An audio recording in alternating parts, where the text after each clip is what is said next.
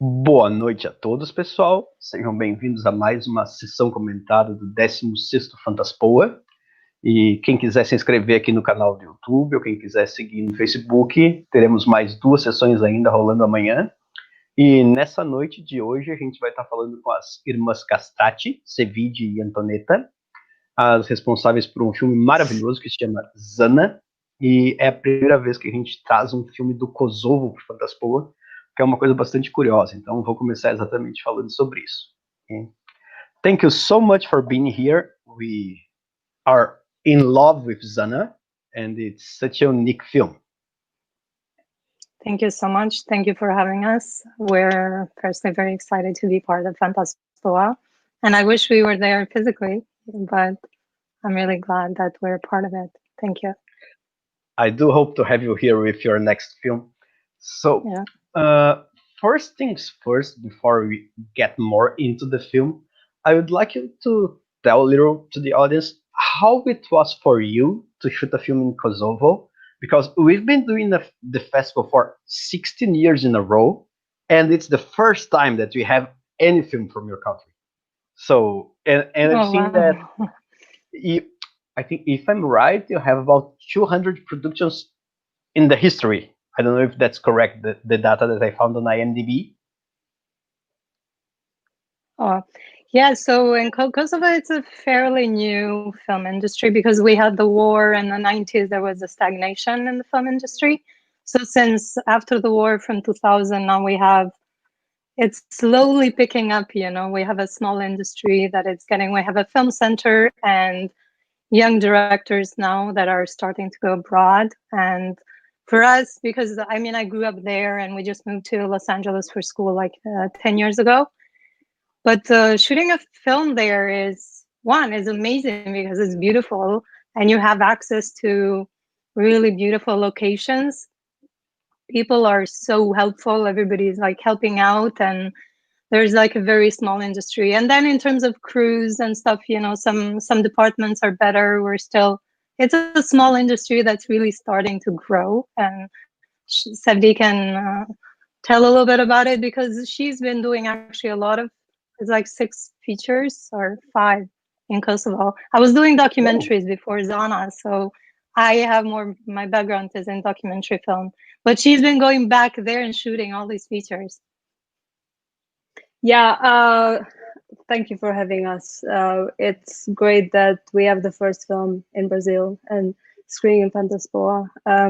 Kosovo is a new country, so for a long time we were not able to really develop the industry. And after the war, it's when now that really the industry has started to develop, and we're actually able to make films. And we started working in film right after the war. That's in 2001. Okay. We had, so we worked a lot in documentaries and others, and then I got into narrative and then moved to Los Angeles for American Film Institute, and we've been working between here and there. I go and shoot movies in Kosovo as well, and it's developing. It's this new generation of filmmakers, and we are able to really make films from our perspective, and so it's a good place to be and help with developing it as an industry.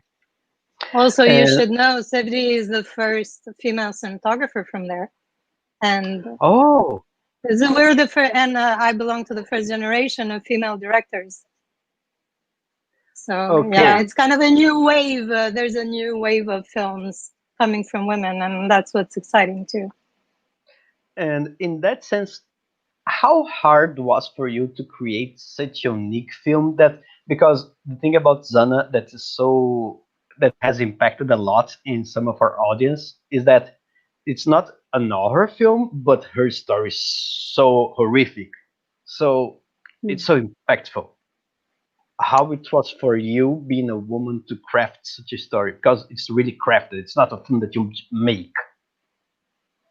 Yeah, I think Zana, initially the idea, I mean, it's something I've been wanting to make for a very long time. It was like since after the war. So it's been incubating for a very long time. And Zana, like you've seen in the end of the credits, you know, we lost our mother and sister during the war.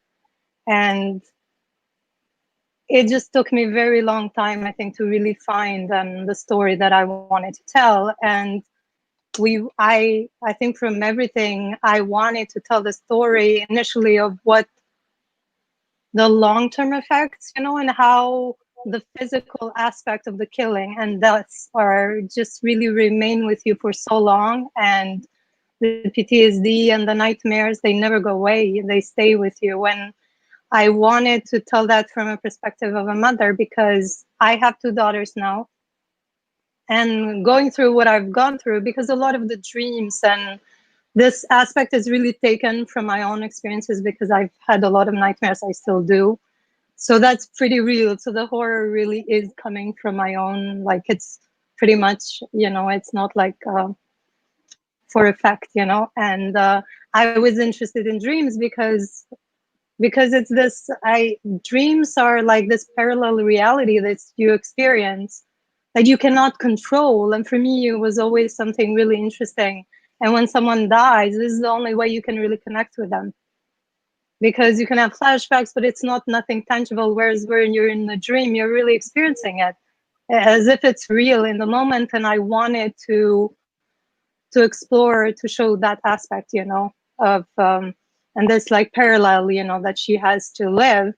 And I wanted to focus on mothers because it's really my biggest fear. Going through what I've gone through and imagining being in the war and having kids, I don't think I could have made it. So and then the supernatural, you know, that's again, it's putting into the context of a society where mental health is not really well taken care of, and there's this stigma around psychiatry. And these stories, you know, with black magic, it's something, again, we grew up in a village, and it's, again, quite especially with dreams, it's so easy to kind of like interpret it in that way. And so, yeah, and I did a documentary about black magic too in 2009. That was just my next question. How would you say? I think Sev also worked in some of the documentaries, right? Yeah. We worked together. How did your background working in documentaries influence Zana? Because I can see that there are many shots, and also this is a question for both of you, because there are many shots in the film that are amazingly, congratulations, amazingly well shot, and at the same time, it's a mix of reality and the dreamlike sequences. Well, I think I would go back a little bit to also just a little bit about the other question that you were talking about, being women filmmakers. And I think for me, what is really important is making a film about something that you really understand. And I think for us as filmmakers in general, it's our responsibility to bring forward these ideas about things we know and we study very well, you know. So that definitely was a big part of the film Zana, because it is shot in a place very close to the village where we grew up. So we are very familiar with the environment and the place and the culture and tradition and everything, because we grew up there.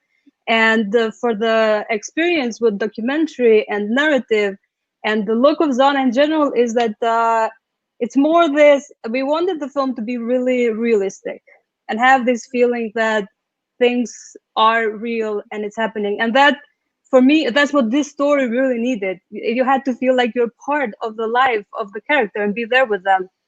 And I think that's as a visual storyteller, as a cinematographer, that was the biggest challenge for me, to make it feel real for the audience.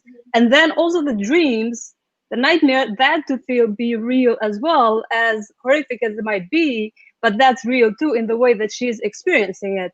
So the more like feel of the naturalistic feel is because that's what that environment, that's what her life is like. And that was the whole challenge of the film, was actually to be able just to bring that to the screen so the audience can feel that.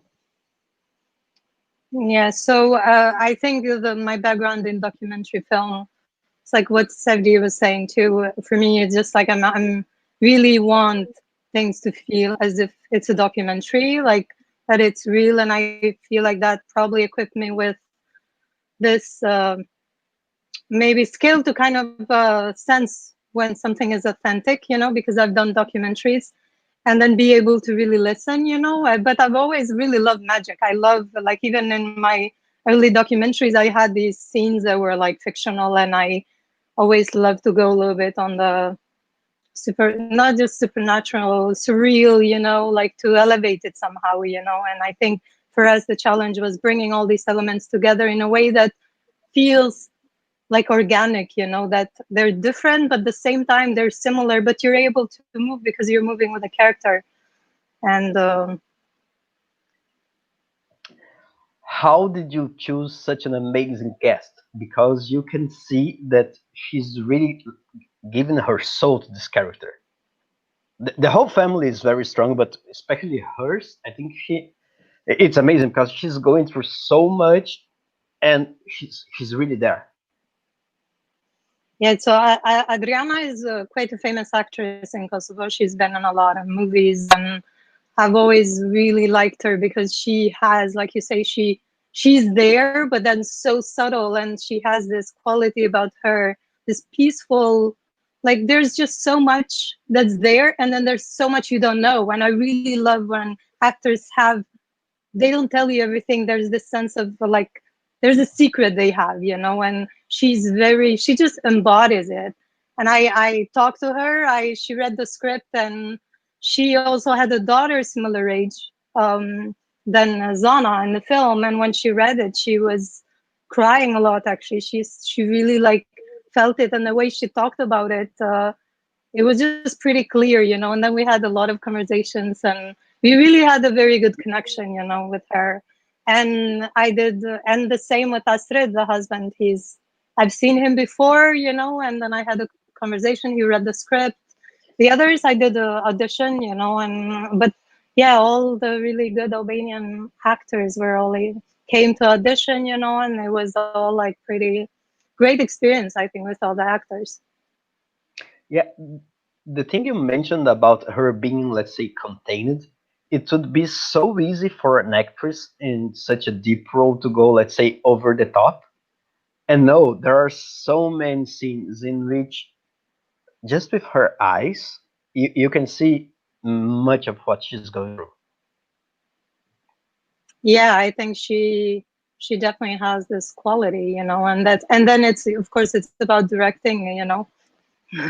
And finding, I really don't like exaggerations. And I think, again, with her character, because she's also passive, I always had the struggle of how, because you would think in a normal terms she's like a passive character, you know, because there's not much speech and she's not doing a lot, but it's having that balance, you know. And really love that Adriana has that, you know, but then she's very strong too. She's small, but also very aggressive. Like, I just love that contrast she had. And yeah, she's just there. She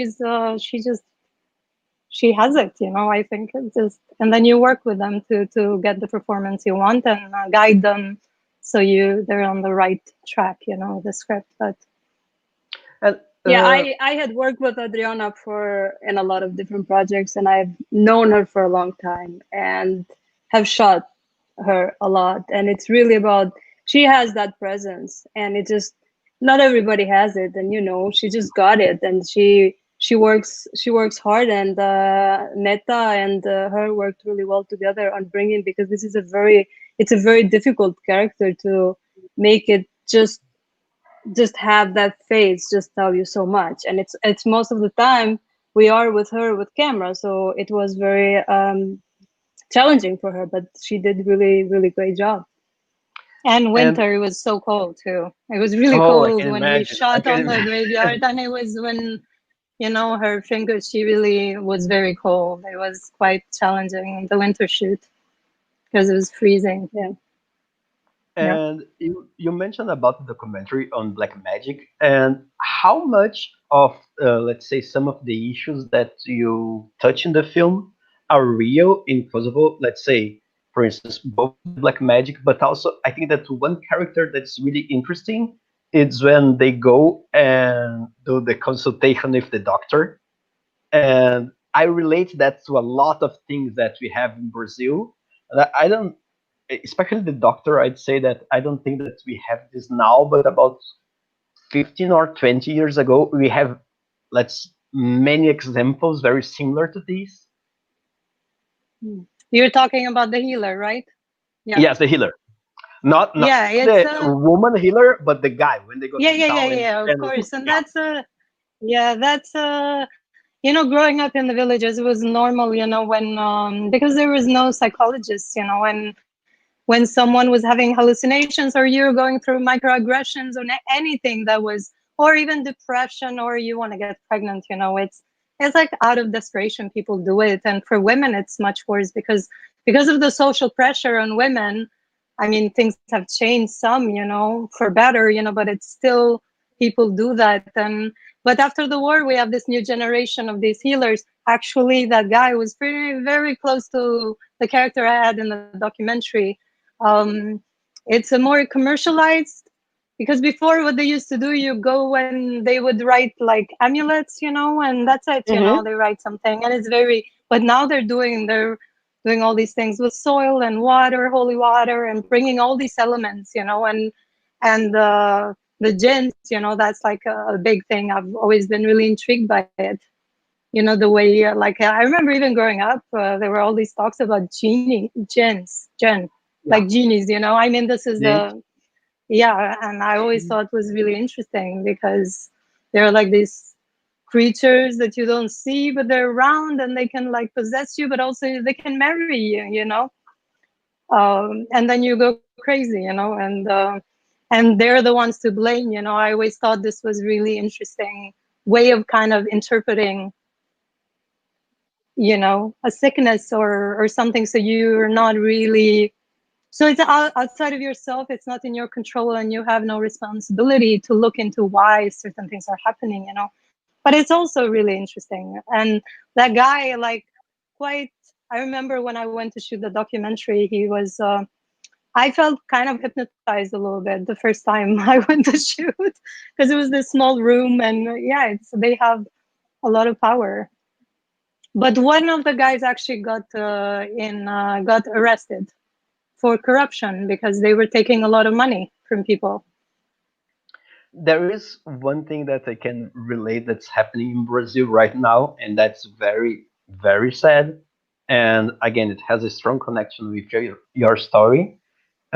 Is that there are very close to our town, we have about two guys that this year 2020, they are healing psychologically girls, and he pretty much just care for girls, and they're actually abusing sexually and getting paid to abuse them sexually, but treating them psychologically.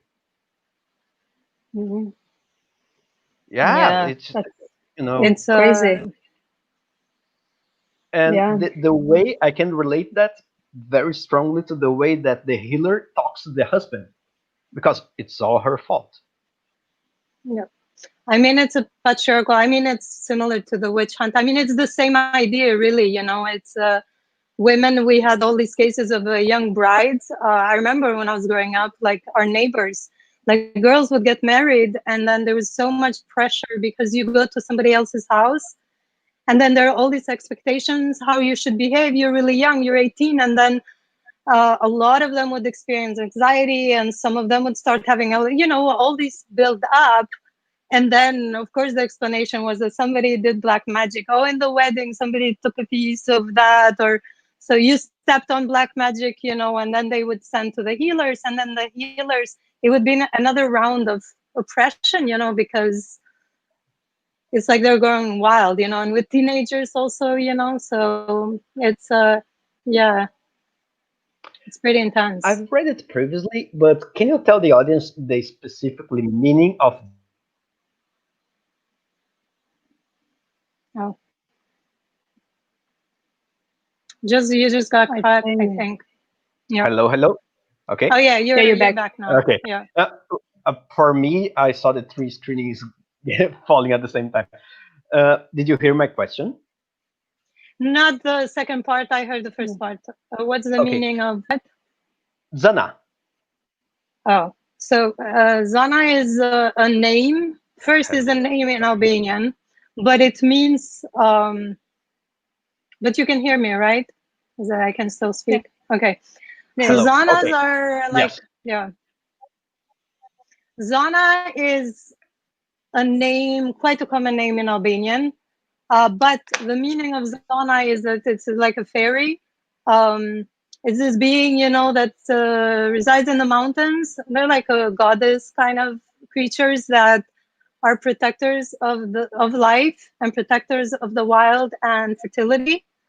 And this is in Albanian culture, you know, they're like supposed to be these strong women, you know, and I wanted to have, I chose that name because of that, because what it represents, and like with Zana, just how war really kills the life. And I wanted to have that symbolism and that allegory with like Zanas.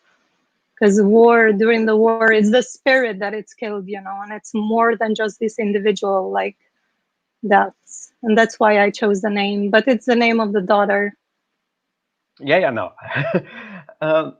I'd like you two to tell us a little bit about what was the most difficult thing to do in the project, because I imagine that it must be a hard film to shoot in general.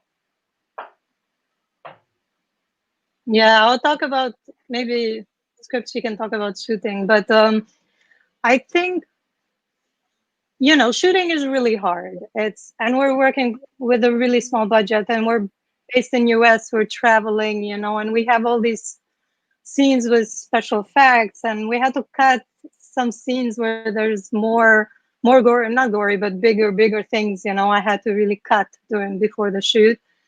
But creating, because we didn't have we didn't have money to get special effects supervisors. So creating all like with the little girl, you know, we worked with our makeup artist. He's a special effect makeup artist, but he had never done a dummy before. So we were working, initially we were trying to find and see how much it would cost, like impossible, you know. We went through all these different ways, and then he actually created it from scratch.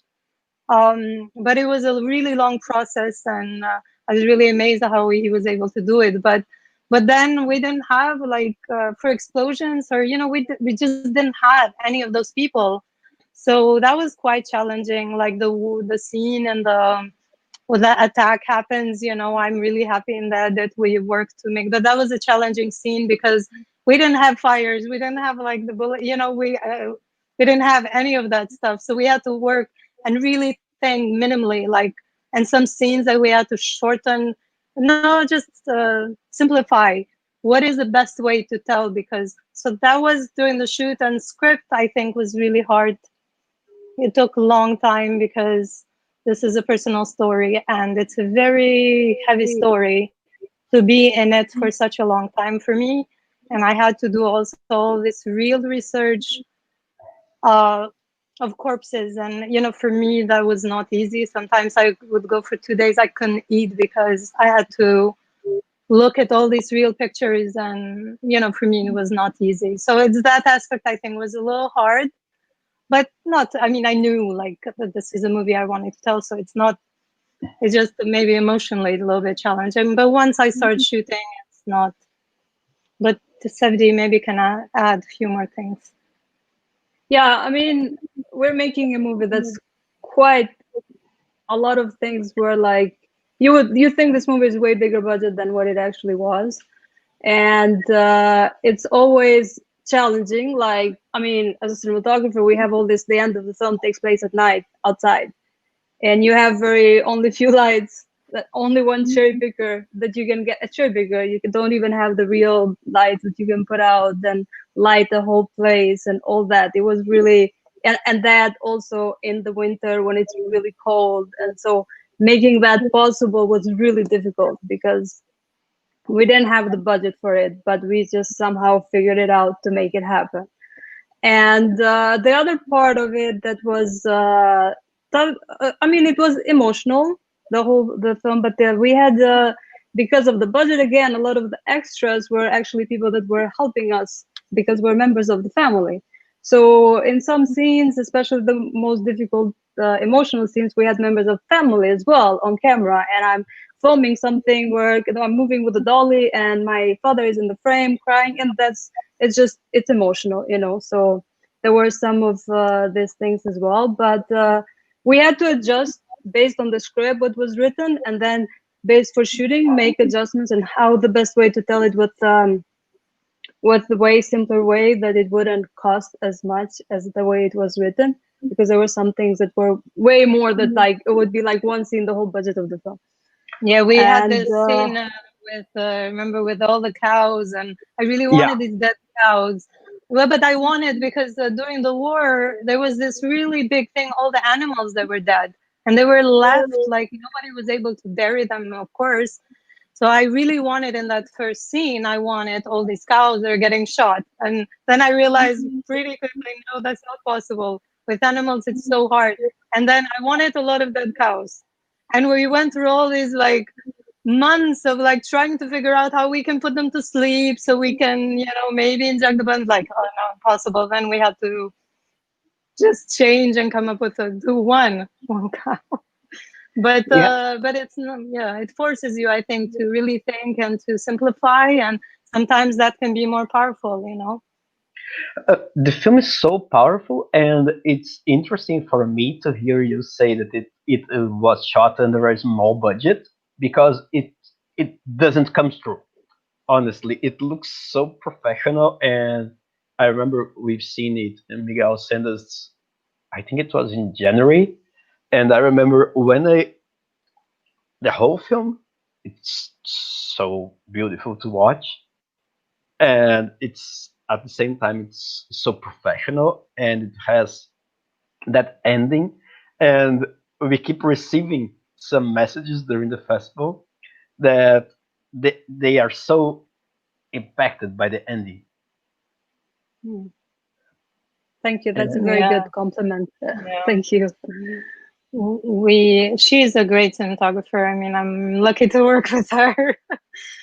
But we really wanted to, because we grew up in the village, and we love nature and we love beauty. We appreciate beauty, and even during the war, like everything was so beautiful. All the grass was really tall, and we really wanted to show that in contrast. We didn't want to create this gray-looking film. We wanted this happening at the same time. And Yeah. But there are like sometimes there are like some like specific things that do make a movie look bigger. Like most people don't know that how much it takes to shoot a scene or to shoot a movie. But like let's say like I brought from LA the camera package, but then I brought also a Dana dolly, which is a smaller dolly that you can actually do movements, which gives a really big value to the film, to the production. But there we didn't I don't have a good dolly grip, and the proper dolly somebody to do it, so I decided, okay, we'll bring this smaller, and then I use it. And most people will not think that was done with the way I did it, but you have to figure out ways to make it give way more production value than actually what you had to work with. It's like it's part of our job. Yeah. And can you tell us a little bit about what are you working on right now? I think the film has already distribution in the US, right? Yes. Yeah, it's screening right now in virtual cinema. We were supposed to have a release in summer in the physical cinemas, but because of COVID, that's not happening. But yeah, it's right now screening in virtual cinemas, and we're still going around festivals, and then later on VOD, we'll see. I'm working on just started writing a script that will take place here in LA.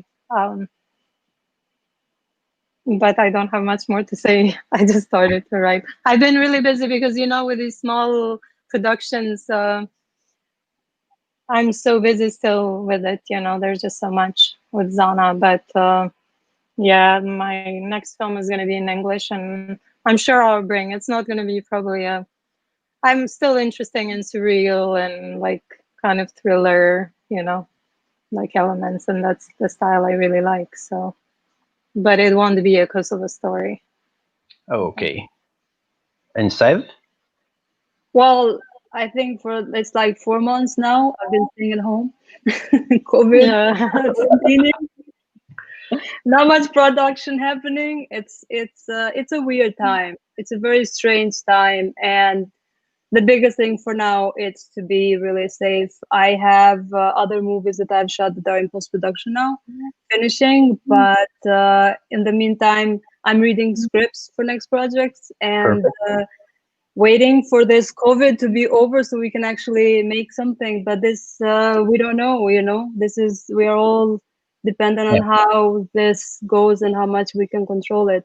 But production in LA is very small. It's just because we have a high number of infections. It's a really hard time. Yeah, no, I understand. Yeah. So, is there anything you'd like to add to the Brazilian fans? Just thank you for having us. Really, I hope I'll come to Brazil with the next film. And yeah, I don't know what else. I'm trying to think.